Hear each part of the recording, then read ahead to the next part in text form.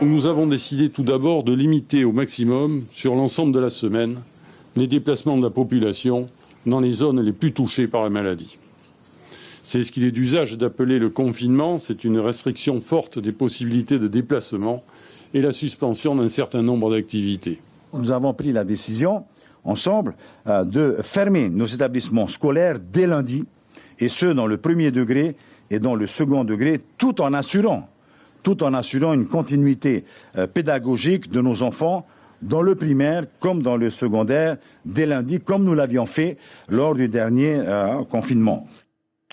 Voilà, c'était les phrases du jour. Merci de vous joindre à nous pour ce journal. Il sera encore presque entièrement consacré à la crise que nous traversons tous avec cette épidémie de Covid.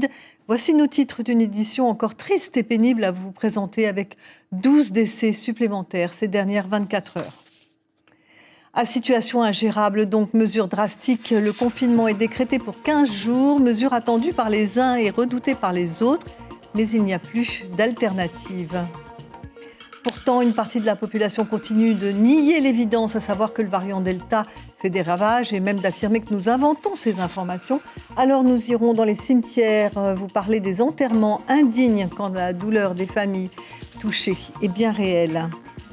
Et pour atteindre l'immunité collective, il faudrait encore vacciner 110 000 personnes. Alors une loi de pays votée ce matin va obliger une certaine partie de la population à le faire, les plus fragiles et ceux qui sont forcément cas contact ou indispensables à la sécurité publique. Les îles protégées, depuis ce matin, il faut un pass sanitaire pour se déplacer dans les archipels. Et pour les non-vaccinés, justifier d'un motif impérieux et présenter un test négatif.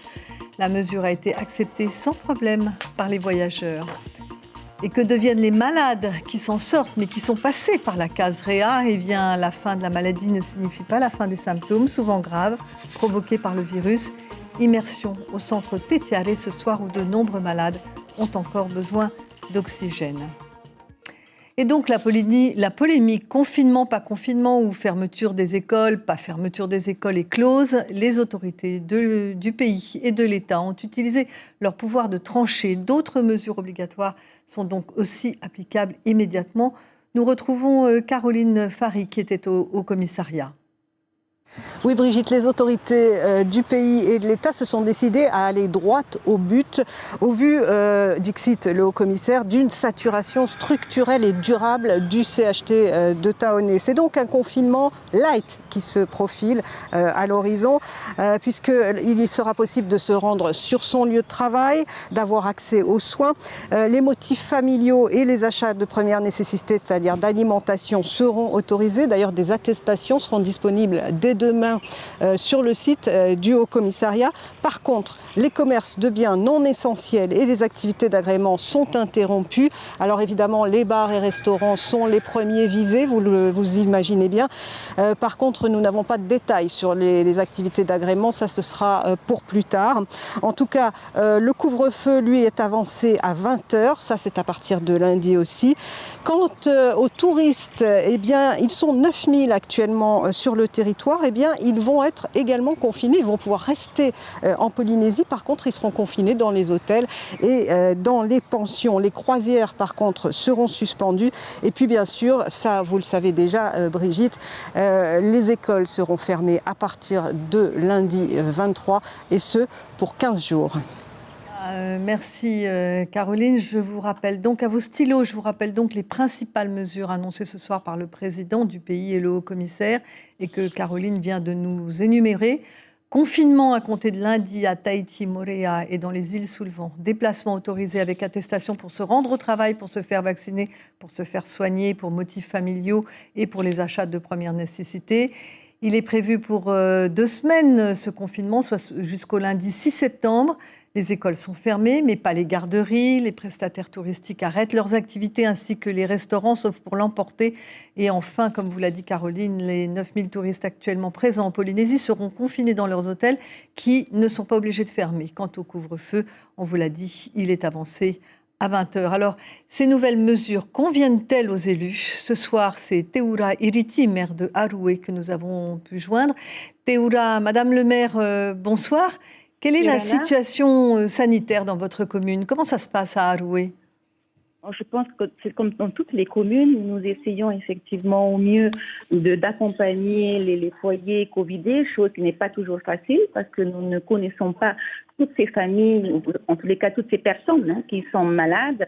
Mais ce qui est important aussi suite à cette crise, mais vraiment très critique, j'aimerais dire à tout le monde, vous êtes malade, vous restez chez vous, isolez-vous, soyez responsables d'abord pour vos proches, mais aussi pour ceux qui sont malades. Vous savez, nous ne sommes pas tous égaux face à la maladie. Alors ce confinement, alors Théoura, pour vous, vous pensez que c'est très positif alors? Nous ne pouvons qu'arriver à ce stade-là. Aujourd'hui, on voit tous les malades qui sont là, qui débordent au niveau de l'hôpital. Nous voyons les morts qui n'arrêtent pas donc, de succéder. À un moment donné, il va falloir prendre des décisions drastiques. Oui, pour, encore, et je le répète, l'irresponsabilité de certains virus très contagieux. Donc, prenons soin de nous, soyons responsables. Madame le maire, est-ce que vos administrés qui vont continuer à travailler ont des solutions pour leurs enfants? Est-ce que vous avez déjà entendu parler à la mairie de problèmes que pourraient rencontrer vos administrés? Vous savez, aujourd'hui, c'est à cette décision donc, de fermeture des classes pendant 2 semaines. Nous ne devons que nous réorganiser. Les parents donc, devront prendre les mesures qu'il faut pour leurs enfants.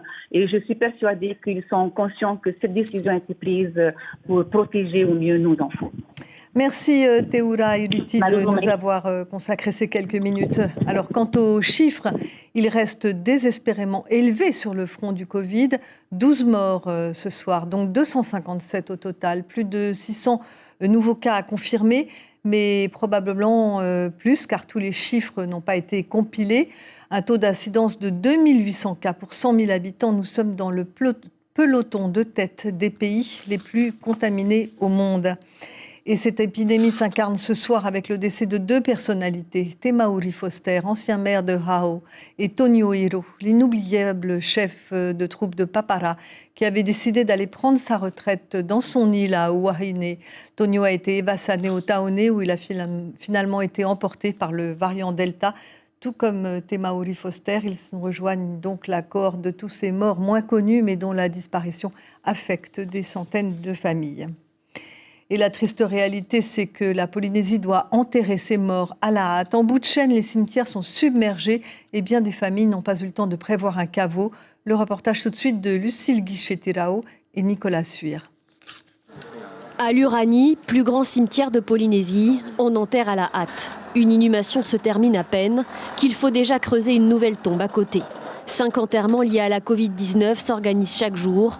C'est presque 4 fois plus qu'habituellement. C'est la première fois qu'on enterre 5 familles. C'est trop. C'est trop. En cas de décès lié à la Covid-19, il faut aller vite. Le défunt doit être inhumé en moins de 48 heures. À Papeete, si la famille n'est pas déjà propriétaire d'un caveau, elle n'a pas le temps d'en bâtir un. Le cercueil est mis dans un trou de terre, tout simplement. Et pour soulager la morgue du Taoné submergée, un conteneur réfrigéré doit être installé lundi à l'entrée. Un conteneur devrait être mis à disposition pour la commune qui serait destiné notamment à recevoir les corps des défunts qui sont covidés et qui sont décédés à domicile. Si le sujet est sensible, la réalité est bien concrète pour ces familles endeuillées. À Mahina, après 14 décès liés à la Covid ces 3 dernières semaines, le petit cimetière commence à manquer de caveaux. La commune vient de voter une enveloppe de 5 millions de francs pour la construction de nouveaux enfeux. On a prévu de construire une trentaine d'enfeux en urgence. Et voilà, c'est une décision qui a été prise déjà en début de semaine pour accompagner tous nos défunts. Pour l'instant, je ne vais pas être en rupture de ce service qu'on peut offrir aux familles. Depuis 3 semaines et l'explosion de la vague Delta, 110 personnes sont décédées des suites de la Covid-19. Voilà, et nous revenons sur cette session extraordinaire à l'Assemblée ce matin où finalement il a été décidé que le vaccin serait obligatoire pour les personnes les plus exposées et les professions à risque. Mesure forcément impopulaire pour les anti-vax, mais le choix peut-il encore être proposé au personnel de santé, aux personnes qui ont un carnet rouge et plus généralement à tous ceux qui s'occupent des plus fragiles? Selon le président Fritsch, il faut encore vacciner 110 000 Polynésiens ou résidents de la Polynésie pour espérer arriver à une immunité collective. Natacha Silagi, Marcel Bonneau. Ils sont venus dire non à l'obligation vaccinale, votée à l'Assemblée en urgence. Une centaine de manifestants ont crié leur droit à la liberté et à ne pas se faire vacciner.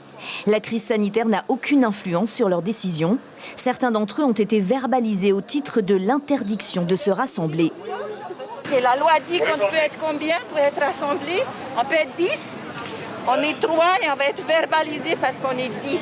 Vous faites partie des professions qui vont être concernées par le projet? Pas du tout, pas du tout. On est contre l'obligation. Peu importe que les gens soient pour ou contre, c'est un choix et c'est libre à chacun, c'est un droit. Présenter cette obligation vaccinale comme la clé de la solution à tous nos problèmes, c'est pas très honnête non plus. Aujourd'hui, je pense qu'au stade où on en est, la seule solution, c'est un confinement. Mais les élus sont majoritairement pour obliger les professions à risque. Ce n'est pas une problématique idéologique, autonomiste ou indépendantiste. En fait, ça fait appel à notre propre conscience individuelle. La vaccination pour survivre, seul moyen de sauver la Polynésie aujourd'hui. Tous les professionnels en contact avec du public n'ont plus le choix.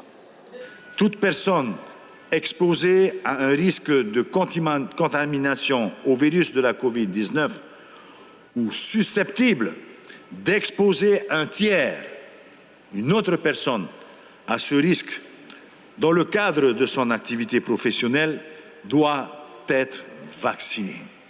Chacun a donné sa position, avec parfois des sanglots dans la gorge. Les personnes en longue maladie doivent elles aussi, c'est confirmé, se faire vacciner.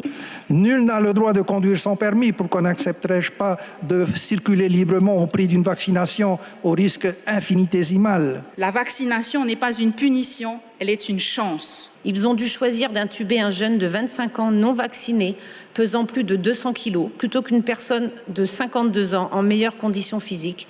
Il ne restait qu'une place. Nous étions à l'hôpital de Afritu, à Montréal.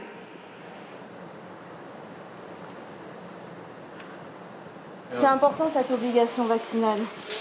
Oui, évidemment que c'est important. C'est important pour la société dans laquelle on vit et pour protéger le plus grand nombre. Je suis là pour dire, pour alerter, attention aux décisions liberticides. La liberté de ne pas se faire vacciner ou le droit de mettre en danger ou pas la vie d'autrui. Et finalement, la liste des personnes qui seront obligées de se faire vacciner pour continuer leur activité professionnelle est assez longue. On vous la résume ainsi, mais cela signifie que toutes les professions en contact direct avec du public vont être obligées de recourir au vaccin. Les coiffeurs, les tatoueurs, les esthéticiennes, les agents de la fonction publique et ceux qui sont en charge de la sécurité. Vous ne pouvez plus partir dans les îles si vous n'êtes pas vacciné ou alors il vous faut un motif impérieux et la preuve que vous n'êtes pas porteur du virus. La mesure a été annoncée il y a quelques jours et mise en application ce matin, sans problème d'ailleurs, sauf que certains voyageurs qui ne s'y attendaient pas ont été refoulés. Arioe, Tefafana et Hubert Liao. Présenter son carnet de vaccination, un geste désormais obligatoire pour se rendre dans les îles. Le schéma vaccinal doit être complet. Pour la monodose, il est considéré comme tel 14 jours après le vaccin.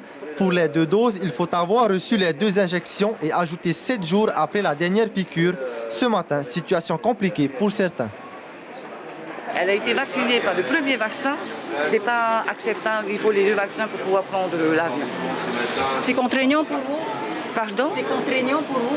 C'est très contraignant quand même. On habite quand même à la presqu'île. Un objectif, protéger les îles éloignées. Les passagers font preuve de solidarité. Ça ne dérange pas grand monde. Rosine accompagne son petit frère qui rentre à Ahé.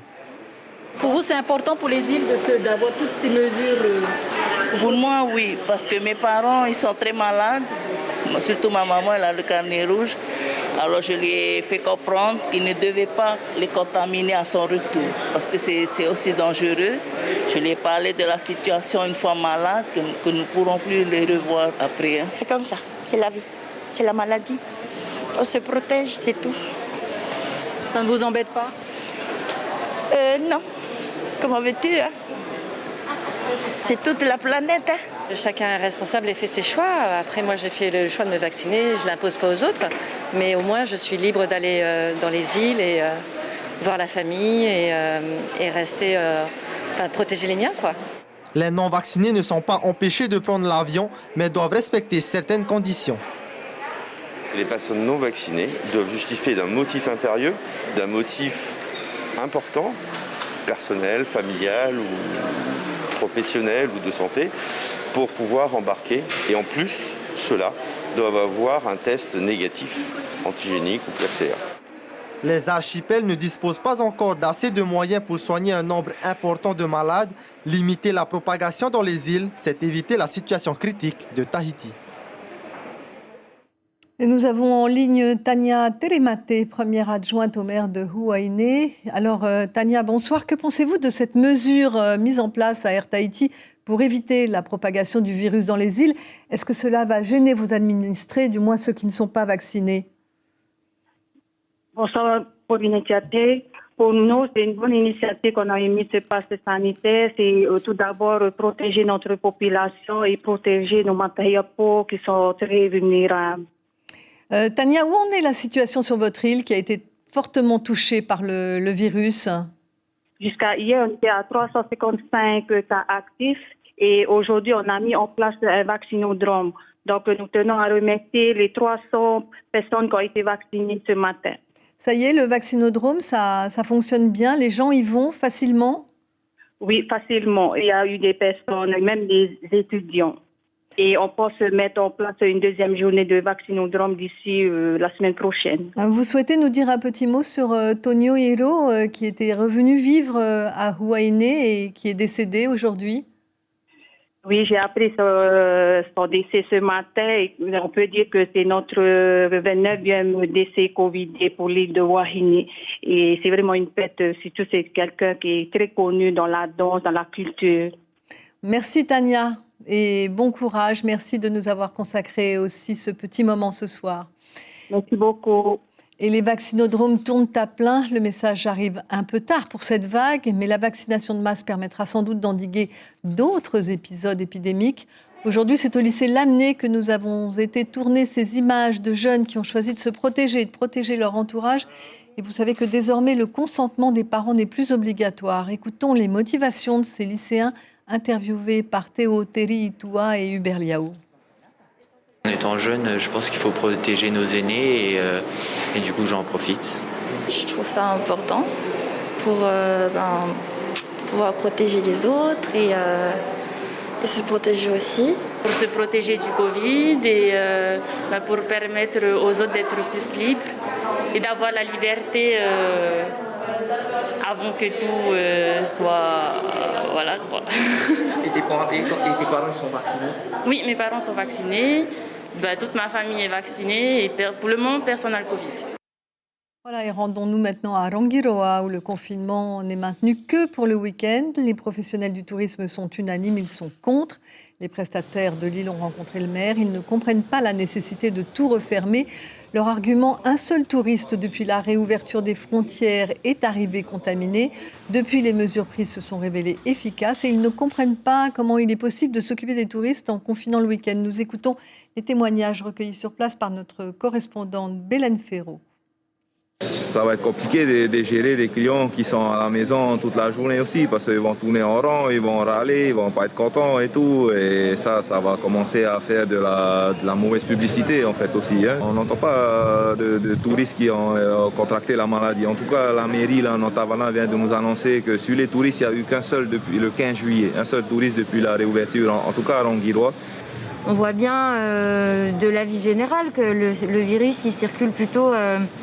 au sein des familles, des gens qui vont à Tahiti, qui reviennent après chez eux dans les îles. Et il faudrait peut-être plutôt se concentrer là-dessus avant de dire que les activités touristiques devraient fermer ou en tout cas 2 jours de moins dans la semaine. C'est pas forcément utile, ouais. Et à Rikitea, dans l'archipel des Gambiers, les avis sont plus partagés. Le nombre de cas s'élève aujourd'hui à 21, mais ce chiffre reste stable et les malades sont bien surveillés. Sur le confinement, certains s'inquiètent pour la pérennité de leurs activités professionnelles, notamment dans la restauration rapide, car le chiffre d'affaires se fait essentiellement le week-end. On écoute quelques réactions recueillies par Farah Schwartz, notre correspondant sur place. C'est pas rentable pour surtout ceux qui font la cuisine. Et si on ne fait pas, nous on n'aurait pas de sous. Pour nous en tant qu'artisans, c'est dur car on vient juste de débuter. Mais on n'a pas vraiment le choix. Si on veut tous être protégés et protéger nos familles et amis, être confinés, ça serait le mieux. C'est un inconvénient pour nous parce que mon chiffre d'affaires, c'est plutôt pour le week-end. Et puis voilà, et quand j'ai entendu qu'on aura un confinement le week-end, ça chamboule un peu. Voilà, et on revient à Tahiti pour parler aussi de l'après-Covid. Et pour cela, nous allons au Centre de rééducation et de réadaptation fonctionnelle Tetiare. Il accueille des malades qui doivent rester sous surveillance. Depuis la semaine dernière, l'établissement a préparé une dizaine de lits. 8 sont occupés pour le moment. Caroline Fary et Patrick Tsing nous racontent le quotidien de ces patients. Dans ce centre de convalescence, 12 lits sont dédiés aux patients post-Covid oxygénodépendants. Ils ne sont plus porteurs de la maladie, mais après une hospitalisation éprouvante, leur état de santé s'est dégradé. Il faut remettre les patients en forme. Il peut y avoir des passages en réanimation qui détériorent énormément l'état de santé du malade. Il ne faut pas oublier qu'un jour d'immobilisation, c'est 1% de masse musculaire en moins.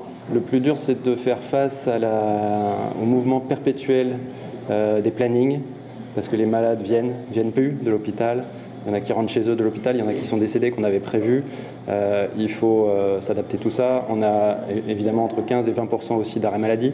Donc ça, c'est des problématiques de ressources humaines qu'il faut gérer aussi. 25 infirmiers et infirmières travaillent avec des astreintes au quotidien car les patients arrivent nombreux. Pour la direction du centre, le confinement est nécessaire et les aides insuffisantes. Je n'arrive pas à comprendre par rapport aux médias internationaux, enfin surtout les médias français, qu'on parle beaucoup des Antilles, de la Guadeloupe. Jérôme Salomon est en train de dire que la Guadeloupe, il y a une situation sanitaire catastrophique. Et nous, on a l'impression d'être perdus dans le Pacifique sans aucune aide, puisque les renforts qu'on nous envoie sont néant, quoi. 4 lits sont encore disponibles dans le centre. Un aller simple pour les patients qui ne pourront pas être renvoyés à l'hôpital, déjà saturé, en cas de grave dégradation de leur état. Voilà, et très rapidement, sachez que Sabine Boiron et Thierry Barbion sont sortis de prison. Ils ont été condamnés en appel pour proxénétisme aggravé pour l'ancienne institutrice et recours à la prostitution de mineurs pour l'homme d'affaires.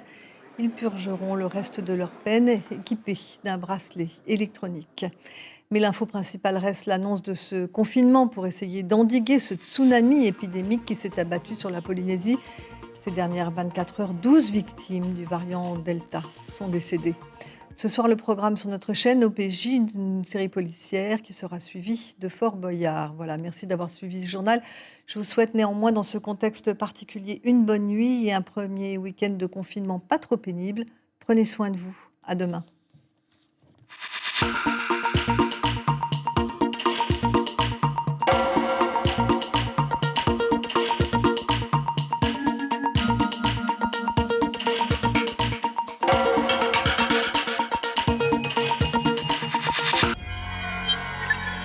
Retrouvez ce programme en replay sur notre site internet. L'information en continu sur Polynésie la première, internet et réseaux sociaux.